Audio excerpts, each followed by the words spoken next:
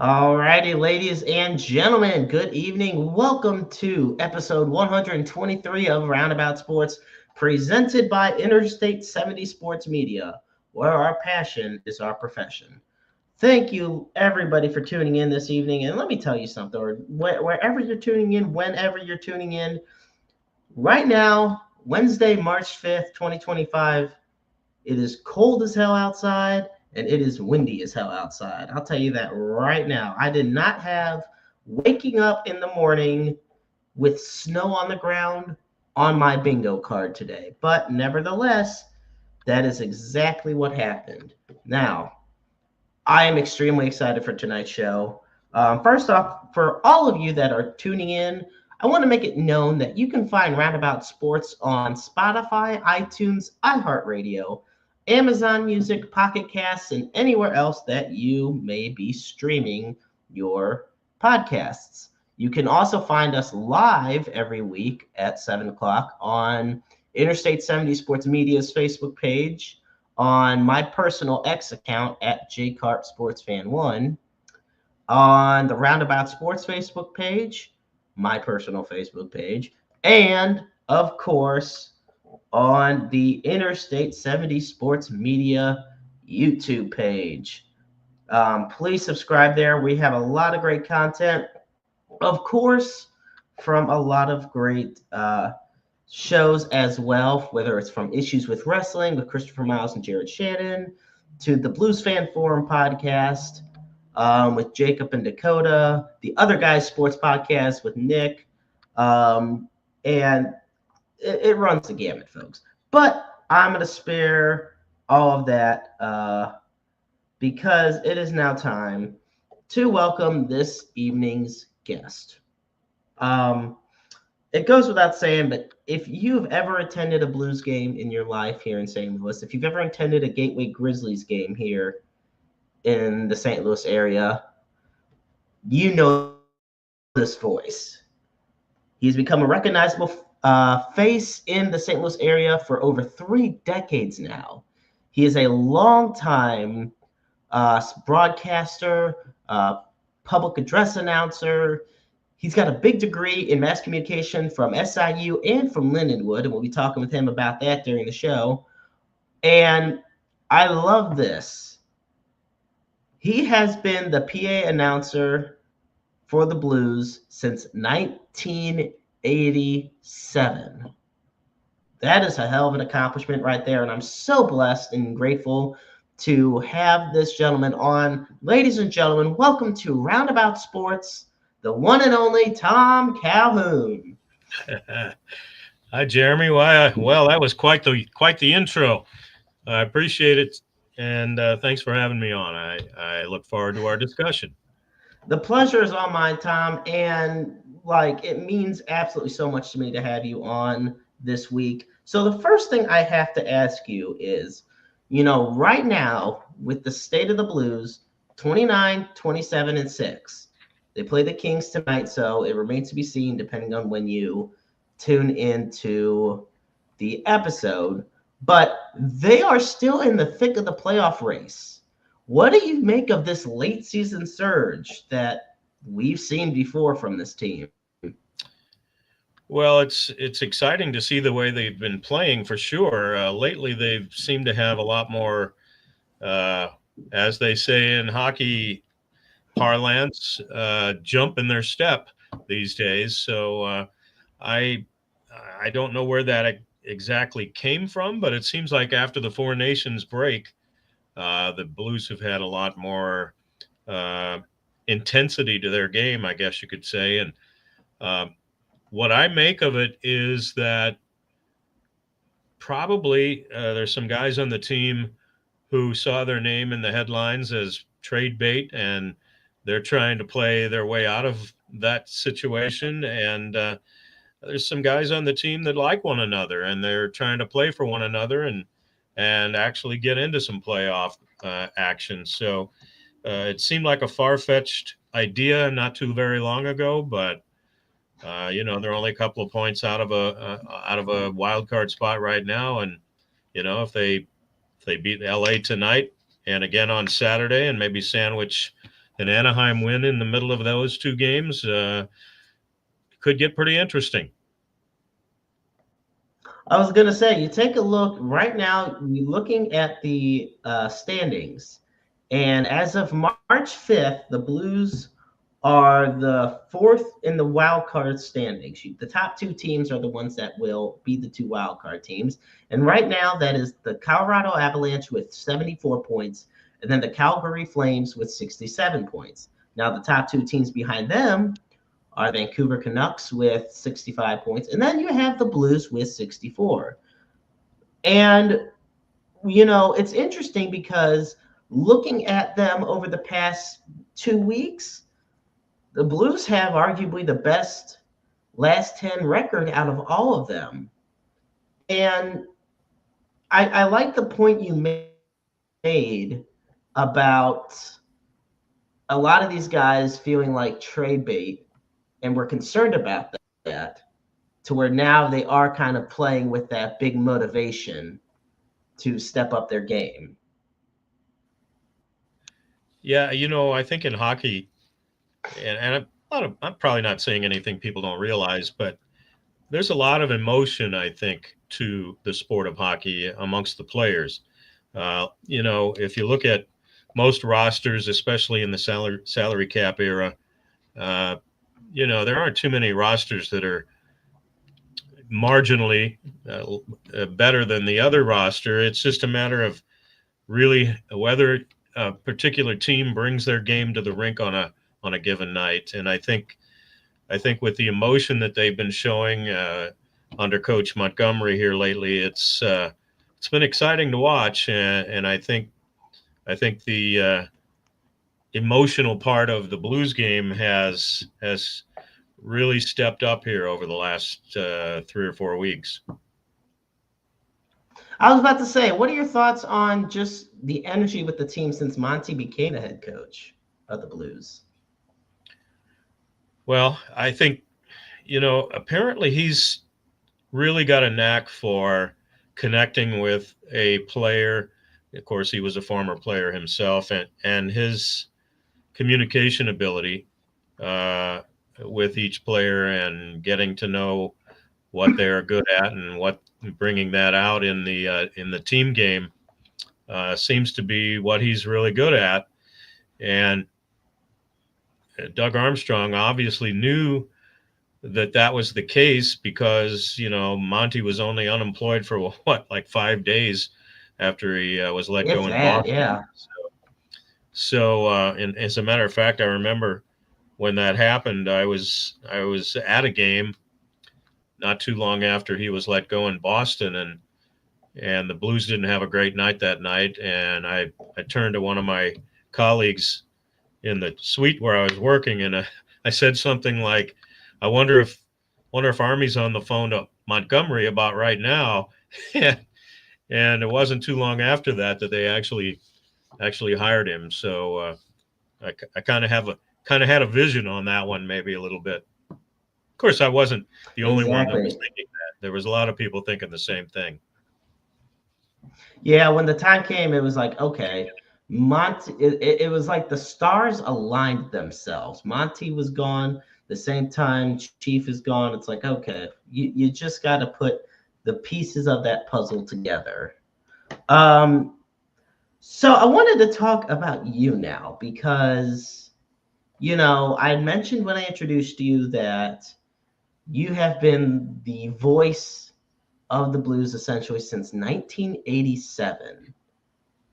And, to do that, we have to turn back time even more. So where did you get your official start in broadcasting?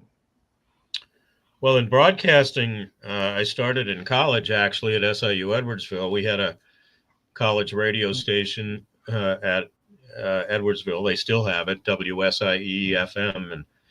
And back in those days, students were allowed to broadcast in the studio, host shows, and we were also able to do newscasts if we wanted to get into the news business.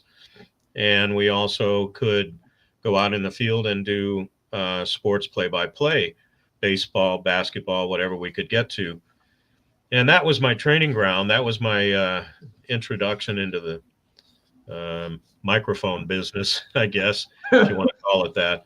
And my original intention for my career was to do play-by-play sports, preferably baseball at the major league level.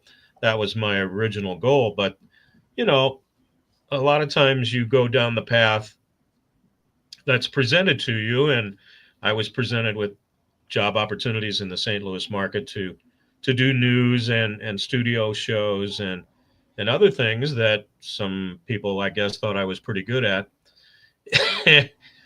Excuse me, still dealing with the cold a little bit. But then the blues PA announcing thing came along, and I fell in love with that part of what I was doing right off the bat. And so that's where it all got started back in the 70s at SIU Edwardsville. And you mentioned about working with the St. Louis Blues. How did that opportunity? I mean, that's not I guess the best way to describe that's not like a slouch opportunity. It's something you just pick up on the side. I mean, that is a huge thing. You said you always wanted to be play-by-play for an MLB team. Well, here you are, being right in the arena with an NHL team. So tell me about that, Tom. Okay, well, you mentioned earlier Dakota and what's the other gentleman's Jacob. name? Jacob, yeah. I was on their podcast a few weeks back, and I told this story. I actually wasn't exactly excited about doing the Blues PA announcing when that opportunity came along. I was working at KXOK Radio with Dan Kelly and Ron Jacober in the sports department back in those days, and Dan had a conversation with Susie Matthew apparently with the Blues, and Susie told him, we're losing Charlie Hodges, who was our PA announcer at the end of 1986. He's taken a job with Anheuser-Busch, and they won't let him continue to do the PA announcing. Do you have somebody that you could recommend who might step in? And Dan and Ron Jacober talked about it. They thought I'd be pretty good at it, knowing the sport and, having a decent voice and all. So I went and talked to Susie Matthew about it, and she asked me to fill in for the rest of the season in the 86-87 season. So I started in January of 87 as a favor, really, to Susie, because they were practically paying nothing to do the job in those days.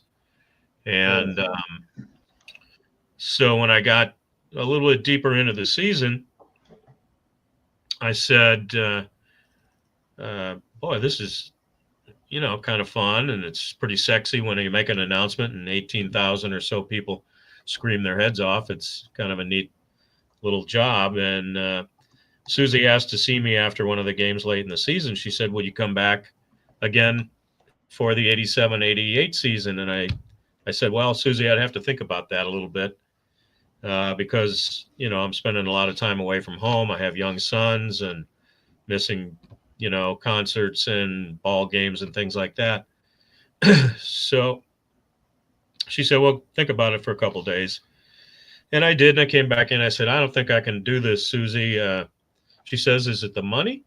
I said, "Well, yeah, that's part of it." I said, "But it's, time away from my family and all." And she said, and the next thing she said was the key to my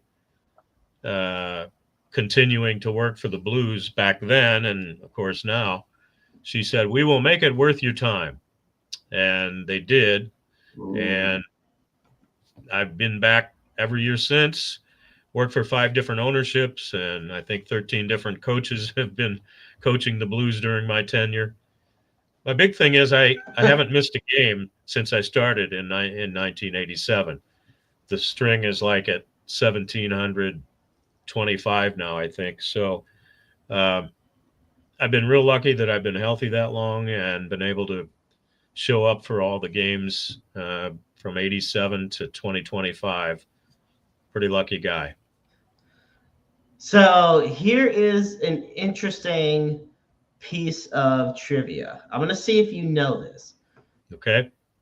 Do you remember uh, the date of your first game with PA announcing the Blues, and who they faced and the score? I've been back and forth on this a couple of times. It's either January 3rd or January 4th of 1987. Okay. And I think it's the 4th. And the final score was St. Louis 7 and Calgary 4. So you are correct in the sense. So the Blues did beat Calgary 7-4, and it was January 3rd, Third, okay. 1987.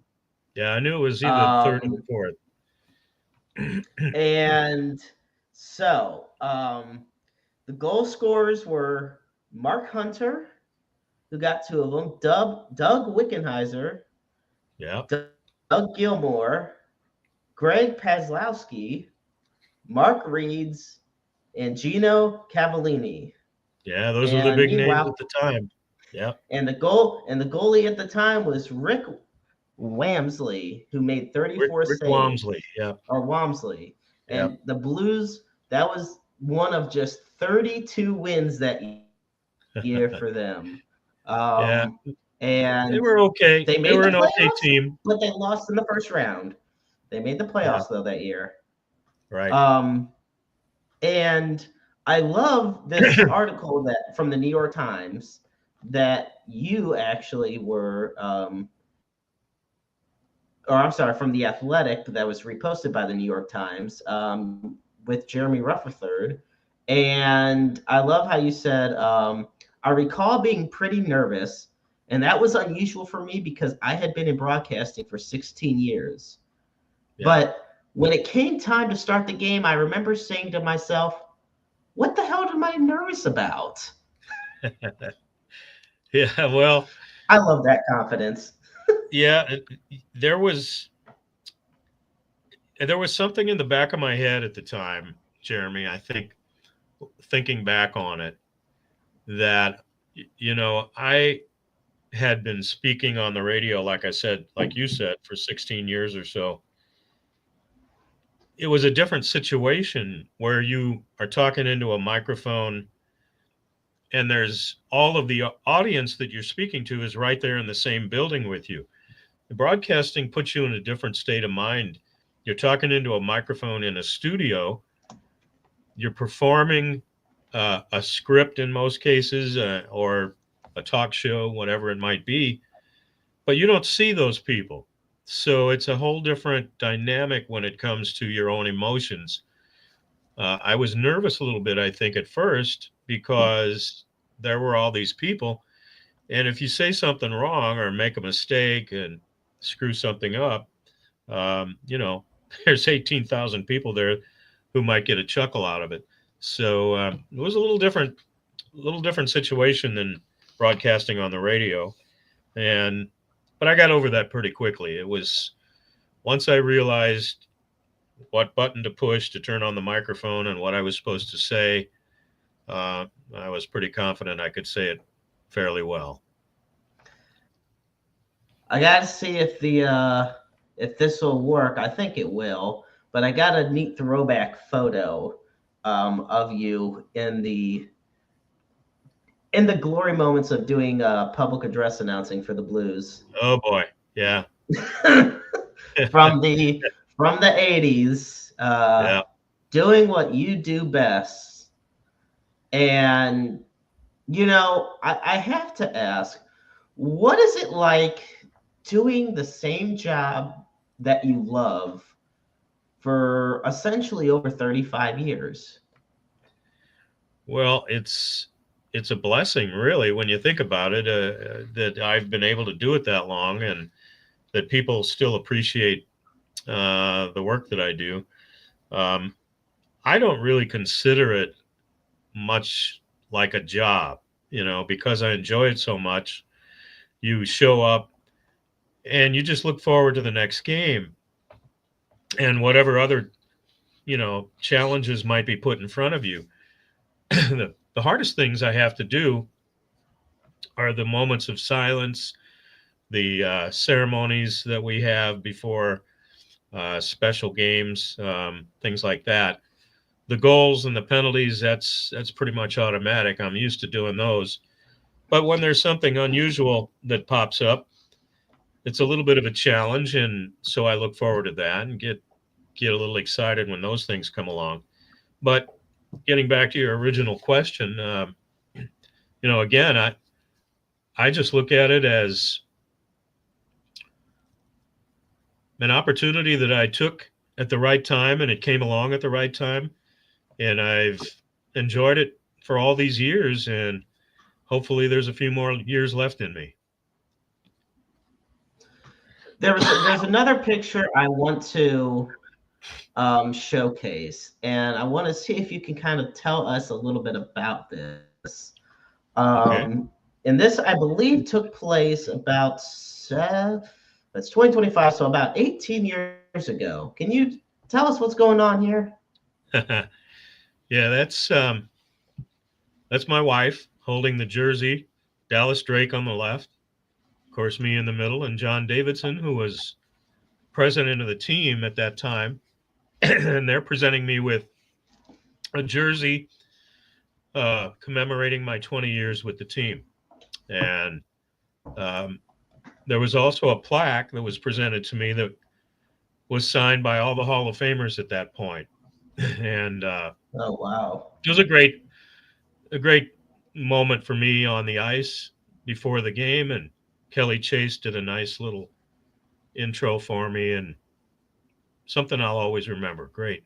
They also, excuse me, also afforded me a trip with my wife uh, anywhere I wanted to go with the team uh, on a road trip. So as long as it was a one night thing, somewhere and back, doggone it, still battling the cold a little bit. But so we decided to go to Toronto in the January after that and celebrate our anniversary. And we enjoyed going to the Hockey Hall of Fame. Thanks to Bernie Federko, he's presented us with some passes to the Hall of Fame, which he was already a member of. And it was a great trip. So that's kind of the explanation on the photo.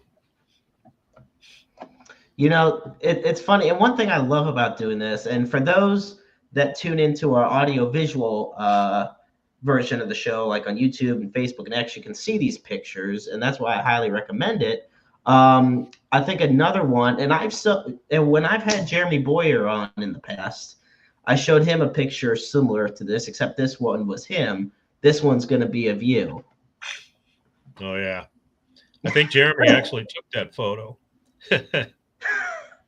I wouldn't be the bit surprised. You all were reveling in for those that are listening to this on Spotify or iTunes or iHeartRadio, I want to make this clear. We are showing a picture of Tom Calhoun hoisting up the Stanley Cup, good old Lord Stanley, in downtown St. Louis when,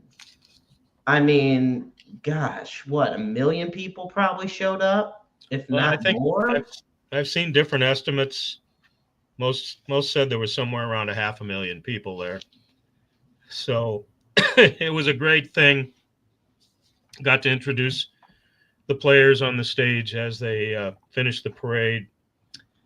And I asked Tom Stillman, the owner of the Blues, I said, after all the ceremonies were over, I said, Mr. Stillman, would you mind if I got a photo with the Stanley Cup? And I'll cherish what he said. He says, Tom, you're as important as anybody else here. You go grab that cup and get all the photos you want. And I said, well, that's great. And Jeremy took some photos, and I took some photos of him with the cup, and we all had a great time on the stage that day.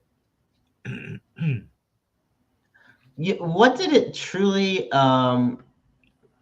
mean to you to be a part of And like we've talked about, you were you have been the public address announcer for the Blues for nearly 40 years. So what did it mean to you to finally have that moment where, after all the heartbreak the Blues had endured, there was a lot of great Blues moments up, all these years, all these decades, but the biggest thing about the Blues was they never won the big one. That was the biggest thing. The Blues were always a great regular season team that couldn't get the job done. Well, 2019 rolls around, and Jordan Bennington just becomes a brick wall out of nowhere, this unknown rookie goalie. And you have Tarasenko, Ryan O'Reilly, Edmondson, like Bo Meester, everybody just comes together and they win the cup against all odds. What did it mean to you to be a part of that? Well, it was a wonderful thing that I thought for a long time I'd never get to experience. Um, because, like you said, it was the Blues were known for not being that great in the playoffs. Good regular season, get into the playoffs, but then fizzle out at some point along the way. Um, so to be able to be a part of all that was wonderful. Just great experience, as it was for everybody. Every Blues fan, as you can tell from the photos you put up, everyone wanted to revel in that special experience in 2019. So it was just terrific. Every moment to be cherished. Uh, the parade, the celebration down at the Arch, everything was so well done by the team and the ownership. And to be invited to be on the stage at the end of the parade and participate in that ceremony was, I must have 200 photos on my phone that I look at every once in a while just to remind me that it actually happened, that I was a part of it. It was great. Oh, that is fantastic. Now, before we head to our commercial break with our promotional plugs and everything, I have one more picture I have to show you, and I You're springing want these you. on me now. Be They're careful. great. These are great. These are all. I promise. There's no embarrassing ones or of Okay, good. anything. And this one might actually be one of my favorites. Tell us a little bit more about this one. Oh, yeah. 1988 All-Star game at the old arena. There you see Mario Lemieux receiving the uh, computer. You can see it on the right side of the picture there. He was awarded a computer as Oh the first wow. star of the game, but he also got a truck. I think I think he got a truck out of it as well. But there you see me in my tuxedo in the background. All of us who worked the game uh, were in formal attire that night. That's Mike Rorty in the front from Anheuser-Busch, who presented the Player of the Game award. And it was a great night, too. And what I'll remember also about that night was that it was on ESPN television, and Dan Kelly did the intros for the players. And I got to introduce Dan. My introduction of Dan wasn't supposed to be on television, and it wasn't. One of the guys in the studio threw it to Dan Kelly to do the player intros. But Dan, being the thoughtful guy that he was, knew I was a young broadcaster trying to make a name for myself at the time.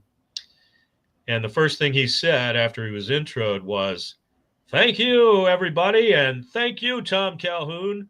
And Oh wow. I really appreciated him getting my name out there on national TV at that point in my life. That was a big deal. And Dan, rest in peace. I'll always thank him for that moment. But Well, yeah, it was great game that night. Gretzky played, of course. Mario Lemieux. I mean, there were all of the stars of that era here in St. Louis. And one of the other things that happened that night, and my wife won't want me to tell this, is there was ice on the parking lot that night, and as we were coming into the game, Uh-oh. she was wearing her heels, and she caught a piece of ice, and down she went in the old arena parking lot. Luckily, she wasn't hurt, Oh, no. but Oh. but it was kind of an embarrassing moment for her. And just a side No note. worries. She still loves you. Yeah, we've been together longer than I've been doing the PA announcing, so I'm a lucky guy that way too. Oh, absolutely. Well, folks, I'm the Maestro Jeremy Karp alongside the PA voice for the Blues, Grizzlies, and so much more, Tom Calhoun. We're going to take a quick break, but we will be back shortly here on episode 123 of Roundabout Sports. Stay tuned.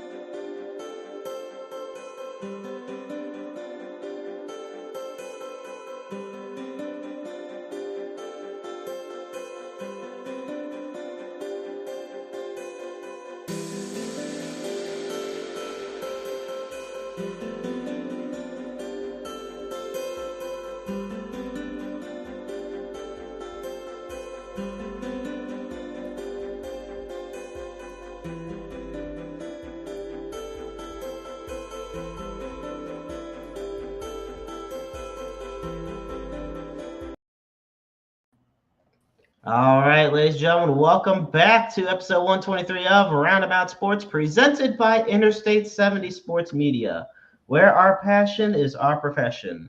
It is March 5th, 2025, as of the air date of this episode, folks. I'm the Maestro Jeremy Karp alongside my friend and the voice of the Blues and the Grizzlies, the one and only Tom Calhoun. Tom, we've had a lot of fun so far. I don't know about you. Oh, I'm having a good time, enjoying it. No, I'm glad to hear that. So we've talked a lot about your time with the Blues. Well, the one thing I wanted to kick off with the second half of our show is tell us about how you got the gig with the Gateway Grizzlies, because you've been, not to, undermine that, because you've been the PA announcer there since 2003. So you're going on 22 years now. Yeah. Well, I think thinking back on it a bit, what I was familiar with Joe Pott. Joe does the pregame shows for the Cardinals on KMOX and the Cardinals Network. But then he was the Grizzlies play-by-play announcer in the early 2000s. And I got a call from Joe one time, and he said, "I'd like you to meet our general manager, Tony Funderburg. He'd like to talk to you about maybe doing the PA announcing." I said, "Well, okay."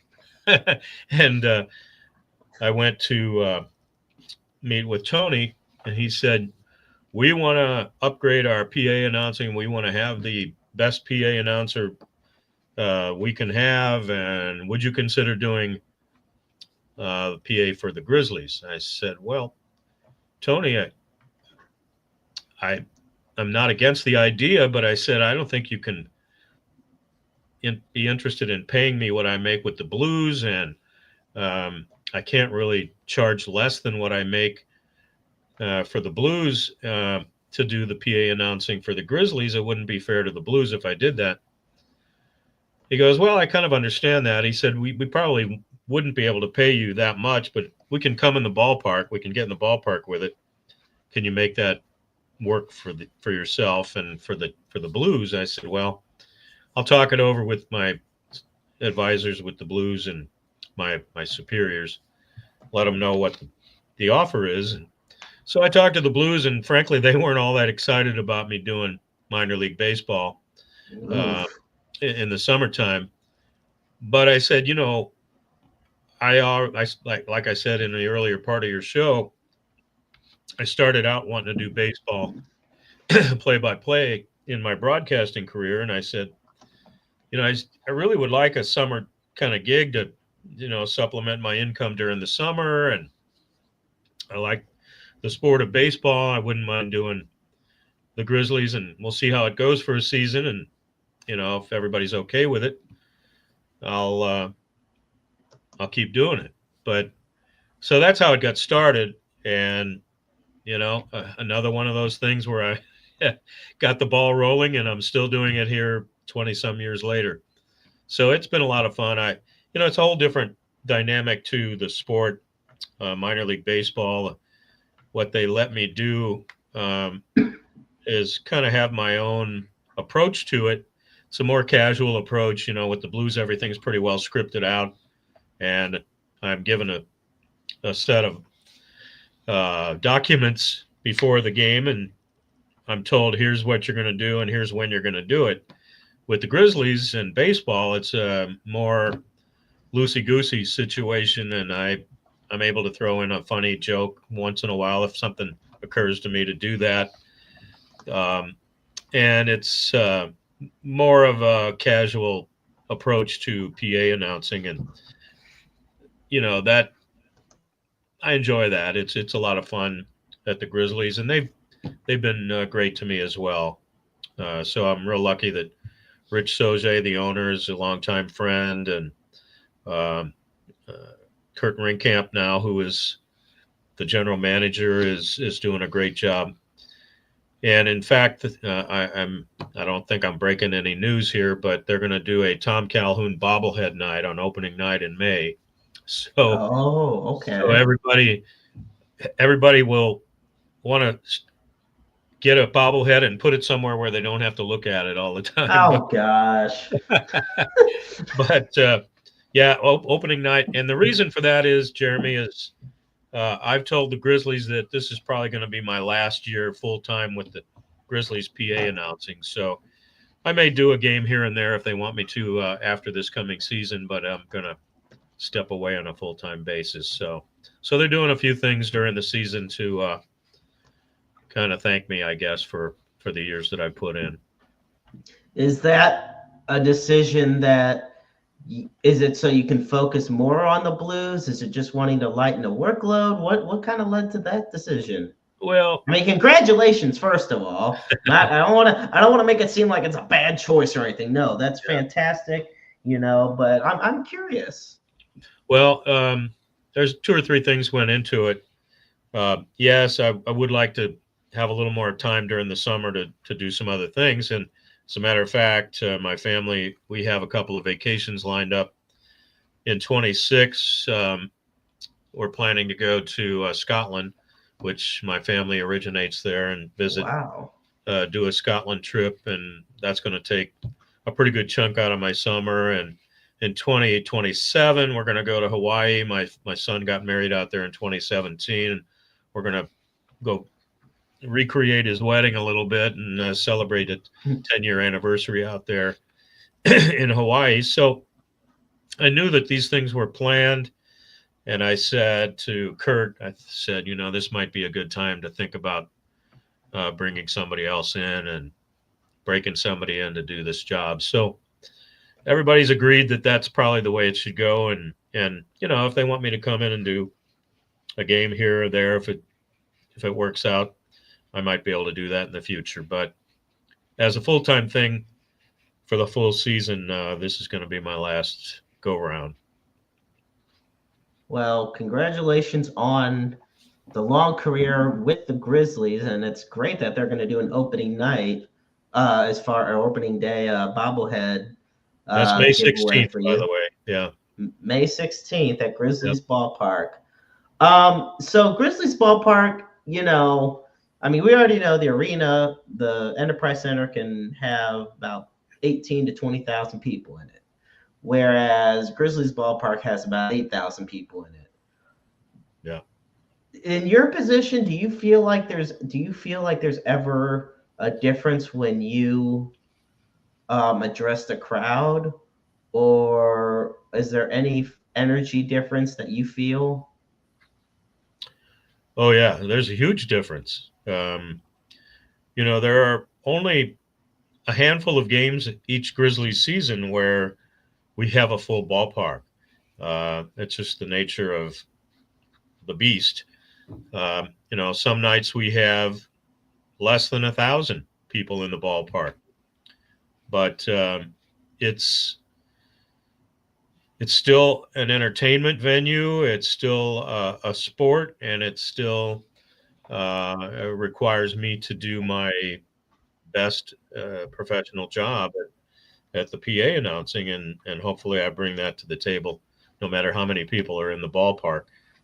And I think the people that hired me have thanked me for that. But it's different, much different dynamic. A blues game with at least 15 or 16,000 people in the building. A lot of times it's packed, up to 18 or so thousand, as opposed to 1,000 or two. Big difference, but it's still a viable professional sports offering. And I think a lot of people, if they expose themselves to Grizzlies baseball once, they'll come back because it's a lot different price wise. It's geared towards family entertainment, so the kids always have a good time there. And I'll always remember the first night I did a game. Rich Soze, the owner, came into the press box and he said, "Tom, first of all, thanks for coming and working for the Grizzlies." He says, "I want you to remember something," kind of in a gruff voice. And I thought, oh boy, here we go. He said, "Have all the fun you want to have doing this job." And so when you don't have any pressure and you're told to have as much fun as you want to have, that's a pretty good job to have, and I've appreciated every minute. I love that. Before we went to break, you had mentioned Dan Kelly and the late great Dan Kelly, and I wanted to put his picture up here because whereas I've grown up listening to John Kelly, and I gotta throw this random story out there because, um, so my dad went to Parkway North High School. He was on the same football team, and he was good friends with John Kelly. And he talked about how Dan would go to the school and I guess sign autographs and hand out stuff to the students and everything. I had to throw that story out there. I got a kick out of it. I hope John Kelly somehow hears this story because it'd be great for the two of them to talk. Dad just had his 65th birthday a couple days ago, so had to throw all that out there.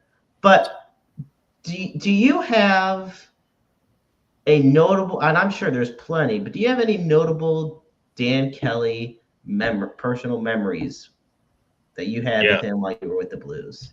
I've got several, but the one that I usually default to is the Wayne Gretzky story. When I was working at KXOK with Dan, he invited Wayne Gretzky, who was still a young player at the time. This was in the early 90s. No, I'm sorry. This would have been in the 80s, early 80s. He invited Dan Kelly, or he invited Wayne Gretzky, I'll get it right, to be on our KXOK talk show. And so Gretzky was in town with the Oilers, and they were going to play the Blues the next night. And so Dan had Gretzky come on our sports talk radio show. After the show's over, Gretzky's out in the lobby, and a bunch of us who worked at the station were out there, and he's signing autographs and stuff. And Kelly comes up to me and says, "Hey, Calhoun, you're driving back to Illinois, right?" I said, "Yeah, well, yep, always do, Dan." Heading from Clayton, where the radio station was, back to back to Illinois where I live. He said, well, I'm driving back out to Chesterfield. Gretzky's staying at one of those hotels downtown St. Louis. You mind driving him back downtown? I said, really? He goes, yeah. He said, I'd call a cab for him or whatever, but if you're going that way, you might as well drop him off. I said, okay, great. I'll be happy to do that. And as soon as I agreed to do it, I thought, well, here I'm a young broadcaster. I don't make much money. I'm driving a Datsun 510, which was certainly no limousine, which Wayne Gretzky would have been used to at the time. And I was kind of embarrassed about having him jump in my car and ride back down to his hotel downtown. But I did, and Gretzky was really nice. We told some stories back and forth, and the punchline of that whole thing is when we got down to the hotel, Gretzky said, isn't there a Playboy club here in town? And there was at the time, but down in South St. Louis. He said, I've got a Playboy club key. You want to go down there and have a couple beers? And what I said next, I'll always regret. I said, well, it snowed last night, Wayne, and my wife might be worried about me not getting home on time for dinner, and I better go on home. He said, okay, well, just drop me off at the hotel then. So here I am, a young guy, asked by Wayne Gretzky to go have a couple of beers, and I turned him down. What's the matter with this guy? But that all got started, I think, more because Dan knew I'd appreciate having Wayne Gretzky in my car and telling stories on a 20-minute drive from Clayton to downtown St. Louis than anything else. Dan was thoughtful in that way and tried to help me as much as he could. That was one of the times. That story really, I get a kick out of it because it reminds me of something that happened to me last year at the St. Louis Sports Hall of Fame ceremony at the Missouri Athletic Club. And, and Kelly Chase and Brett Hull and Brett Hull, let's put it this way, he was being Brett Hull. God love him, but he was being Brett Hull. Yeah. And Kelly Chase was being inducted into the St. Louis Sports Hall of Fame. And afterwards, Kelly Chase, Tyson Nash, who was an old teammate and friend, and Brett Hull, and a lot of the other Blues that were in attendance. I basically got invited by Brett Hull and Kelly Chase to go to Cigar Bar with all of them down in Brentwood. And I ended up going. Wow. And I'm like, and in hindsight, and it's funny, I didn't think about it as much until I'm like, damn, I wanted to be home for, my girlfriend, and, our daughter is about to turn 1, but it just cracks me up. I'm like, damn, I really did just get invited to a cigar bar, a big party lounge with a bunch of Blues and hockey legends. But, sometimes it's what we don't do that makes for a more fun story than what we do end up doing. Well, it's a fun story, but it's a regretful story that I tell on a regular basis, and people don't believe me when I say I turned down Wayne Gretzky to go to the Playboy Club and have some beers. But, I was young and silly and a little bit embarrassed, I think, at the same time. But that's my story, and I have to live with it. You got to stick to it. Yeah. Now, speaking of the Hall of Fame, and I believe you are a member as well of a Hall of Fame in your own regard, and I love this picture from that event. Kind of take us through that whole evening for you and what it meant for not just you, but for your wife and your family. Well, it was a big night for me, of course, and the family, and some of the people I'm closest to were there that night. And of course, you see Layla Anderson in the photo as well, and she's grown up quite a bit since then, and she's playing hockey now herself, and I'm happy that she's a healthy teenager now these days. And back then, she was still just getting over her bone marrow transplant, so So it was quite a night, and I brought her up on the stage to show everybody that she was doing well. And Tom Morris there in the middle, he's the head of the off-ice officials for the NHL here in St. Louis, and they made that presentation to me, that plaque that was from, I think, my 1500th game that night. So it was a big night in a lot of ways for me, and the St. Louis Sports Hall of Fame induction in 2020 was a great honor. I think a lot of it had to do with the fact that the Blues had just won the Stanley Cup a few months before, and I was part of that whole thing. But whatever it was for, I'm grateful. That is, fantastic. There's when you've had a career such as yours, for as long as you've had it, does there come a point where and I know you talked earlier about how this is going to be your last season full time with the Grizzlies. Do you ever tell yourself that you're getting close to retiring, stepping down at all, or are you just loving what you're doing? You're riding the high, you're keeping it in the high gear, Well, Jeremy, what I think about more than retiring is how long my voice might hold out, how long my mental capacity will hold out. So far I'm lucky in that way that my voice is still in pretty good shape, and I'm able to do the mental work that's necessary to perform my job. I don't think about retiring because it's something I enjoy doing so much, and enjoy not only the work, but being around the people that I get to associate with is just not like work to me. It's more like fun to me. So, why would I want to quit that? It's, for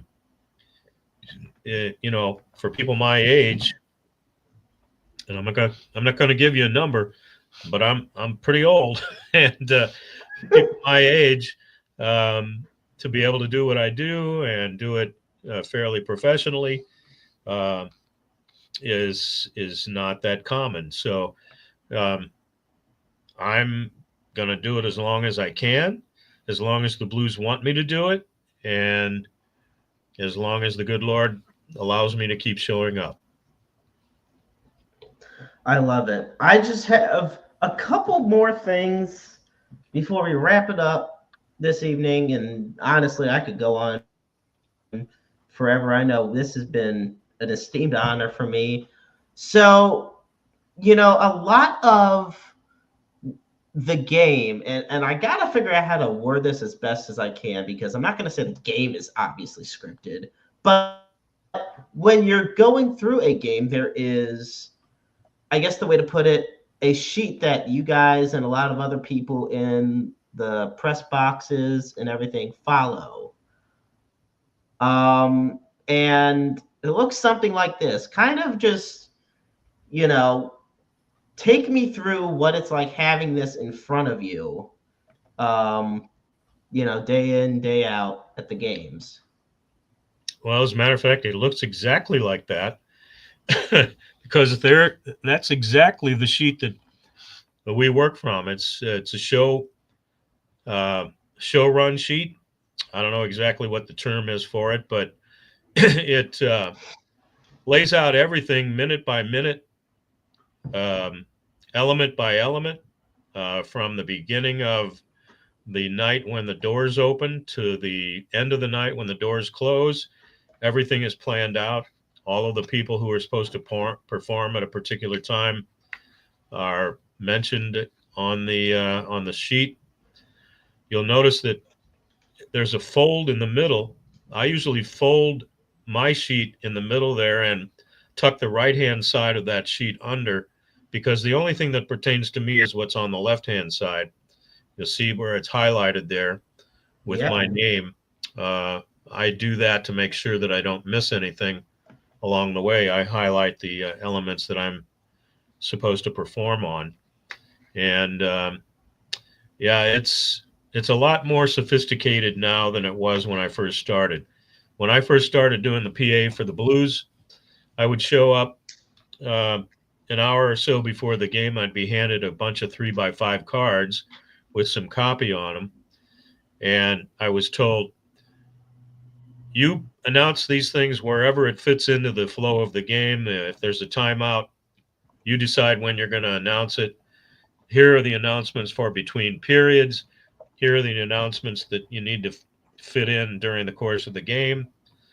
And I would have a button in front of me. I'd push a button to tell the organist, Ernie Hayes, not to play so that I could make an announcement. That's how sophisticated we were back then. And there was no video board in the old arena at the time. So it's come a long, long way production wise. And the production is so much more sophisticated now, and so many more people involved with it than there were when I first started. It's been a it's been a lot of fun seeing the show grow up over the years. Right. Yeah. Speaking of show, and this is where I am going to plug this because it is worth it. I think it's fantastic that you're able to do it, and a lot of people tune in. So, you are the host of a podcast show of your own called St. Louis Blues Hockey Legends. Um, Tell us, and for those that are tuning in on the audio visual broadcast of this, you can see the logo uh, in front of us. But Tom, tell me a little bit more about the show, when it airs, you know, Okay. spread the Sure. word for it. Thank you for the opportunity. Um, yeah, I started this in November. Uh, Part time. I also teach part time at Southwestern Illinois College. I teach some communication courses there, one of which is podcast and radio production. And the last couple of years, some of my students would say, "Well, where's your podcast? What do you do for your podcast?" And I really didn't have an answer for that. So I knew I had to get into the game at some point when I had the right idea. And I don't know, it just struck me earlier last year that a lot of the stars of the Blues, whether they be players or coaches or front office people from the 20th century, as the Blues fan base gets younger, a lot of those people, their stories kind of get lost in the haze. And, I kind of saw myself maybe as a bridge between those older people and maybe the younger people who are fans now. And so I thought, well, I'll approach Bruce Affleck, the head of the Blues Alumni Organization, see if he can help me contact some of the old players and coaches and so forth. And I'll do a podcast every other week. We'll call it St. Louis Blues Hockey Legends, and we'll tell their stories. Have the people tell stories about their life and their original. Sorry about that. You're Their, good. their You're original fine. exposure to the sport of hockey and some of the history that they have with the team. And it's been great. I've had Kelly Chase and Keith Kachuk, Bruce Affleck, Susie Matthew, the front office person. Excuse me again. John and Dan Kelly on their dad, Dan. And I had Red Berenson, Gary Unger, Scotty Bowman this past week. His podcast came on. Next one's going to be Red Berenson. I haven't even announced that yet. So, no, next one's going to be Bernie Federko. Sorry about that. And anyway, it's been a lot of fun. It's been a good project. Hopefully make a buck or two and also help out the alumni group with some of the projects they have. So hopefully people can tune in. I'm on all the podcast platforms. Excuse me again. Got a YouTube channel. And it's been good. Enjoyed it. And hopefully people do too. All right, Tom. Well, before we wrap it up, I do this with a lot of the guests that I have on this show, a lot of athletes, broadcasters, and I want to, especially for a guy as distinguished as yourself who has done what he's loved. I think that's the thing you alluded to earlier in the show, and I think that's the most important thing. It's not that just you've done the same thing for so long, it's that you've done what you've loved doing for so long. Hmm. Um, if what is the best advice that you could give to someone out there who is trying to make their dreams become a reality? Their dream, or a PA announcer dream, or a broadcaster's dream. A dream in general, and like turning their Dream in general. as like we like to say here at I-70 Sports Media, turning their passion into their profession, Okay. whatever it may be. Well, don't lose sight of the goal. That's what it takes. Um, Life will take you in a lot of different directions if you let it. And as long as you remain focused on where you want to go and what you want to do, I think that's the most important thing. I, as I said earlier, had a goal of doing baseball play by play. I've kind of rearranged my priorities along the way, and it's worked out pretty good for me. And I don't regret anything that has come along. But I don't think I'd be doing any of this stuff that I'm doing now had I not had that original goal and been, pointed toward it. So figure out what your passion is, figure out what you are going to be able to do with your life so that you don't have to work. And by that I mean, if you're doing something you love, like I said before, it's not work, it's fun. And so um, don't get distracted. don't don't allow yourself to settle for something less than what you want. I love it. So Tom, I want to thank you so much. We're wrapping it up here on episode 123 of Roundabout Sports, and Tom, I want to thank you so much for being on, folks. Just know that Roundabout Sports can be found on Spotify, iTunes, iHeartRadio, Amazon Music, Pocket Cast, and anywhere else where you may stream your podcast. Be sure to follow Interstate 70 Sports Media on Facebook, X, and on YouTube. And Roundabout Sports is on Facebook as well. Also, as we close the show, we always put up the NAMI helpline. And for that, you dial 1-800-950-NAMI. That is 1-800-950-NAMI. The National Alliance of Mental Illness is the nation's largest grassroots mental health organization dedicated to building better lives for those who struggle and suffer with mental illnesses or for their families as well. And we end the show every week by putting up the Suicide and Crisis Lifeline. And for that, you dial 988. The line is open 24/7, 365, 366 on leap years. Understand you're never alone in this world. There is always somebody out there who loves you, who cares about you, who wants you to thrive in the world that we're in. Everybody goes through struggles every day. Understand that first off, you matter. Your struggles, your situations, whatever you go through, your feelings are valid and you matter. And you are just a phone call, a text message, an appointment, whatever the case may be, away from having what could be that life-saving moment for you. And you could also be the listening ears and watchful eyes for somebody else out there in need as well. I want to once again thank my dear friend Tom Calhoun for joining us here on Roundabout Sports. Be sure to catch him at Grizzlies Ballpark and at the Enterprise Center whenever you get the chance to head out there.